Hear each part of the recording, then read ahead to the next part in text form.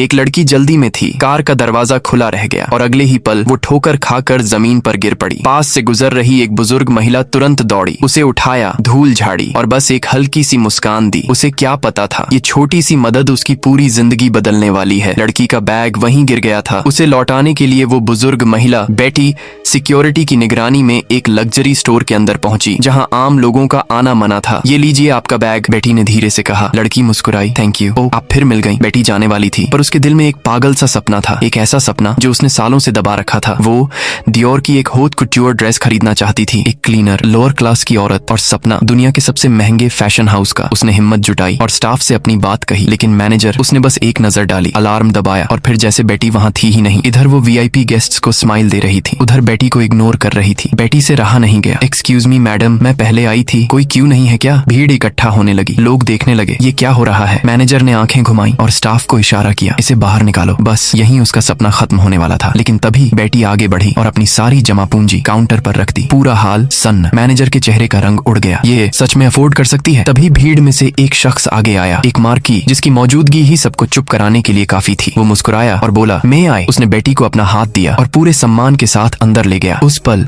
पूरा माहौल बदल गया। जो औरत अभी तक बाहर निकालो थी, अब वो सबसे खास मेहमान बन चुकी थी। बैक स्टेज मॉडल्स में हलचल मच गई। कौन है वो? क्या कहानी है उसकी? तभी एली ने उसे देखा और पहचान लिया। ये वही है जिसने मुझे 2 बार बचाया था। एली के मन में सवाल था, एक साधारण औरत इतनी महंगी ड्रेस क्यों खरीदना चाहती है? फ्लैशबैक। बेटी की जिंदगी आसान नहीं थी। वो अलग अलग अमीर घरों में काम करती थी, कभी सफाई, कभी सिलाई। एक दिन वो एक रईस औरत के घर काम कर रही थी। हिम्मत करके उसने कहा, मैडम मेरी कुछ बकाया मजदूरी। लेकिन बात पूरी होने से पहले ही उसे रोक दिया गया। अभी टाइम नहीं है, मेरी बेटी की शादी है। बेटी चुप हो गई, जैसे हमेशा होती थी। काम खत्म करके जब वो जाने लगी, तभी उसने आईने में कुछ देखा। एक ड्रेस इतनी खूबसूरत कि उसकी सांस रुक गई। वो खुद को रोक नहीं पाई। हाथ बढ़ाया, हल्के से उसे छुआ। ब्यूटीफुल है ना? पीछे से आवाज आई, 500 पाउंड्स की है। बेटी चौंक गई। 500 एक ड्रेस के लिए? उस पल उसे पता चला ये डियोर से आई है, पेरिस से। और उसी पल उसके अंदर कुछ जाग गया, एक सपना जो सालों से सो रहा था। क्योंकि वो ड्रेस सिर्फ कपड़ा नहीं थी, वो उसकी जिंदगी भर की चुप्पी थी। उसकी अनदेखी, उसकी अनसुनी आवाज, एक सपना जो कह रहा था, मैं भी डिजर्व करती हूँ। प्रेजेंट। बेटी आईने के सामने खड़ी थी, ड्रेस उसके सामने थी और पहली बार उसे लगा वो सिर्फ एक क्लीनर नहीं है, वो भी किसी कहानी की मेन कैरेक्टर हो सकती है।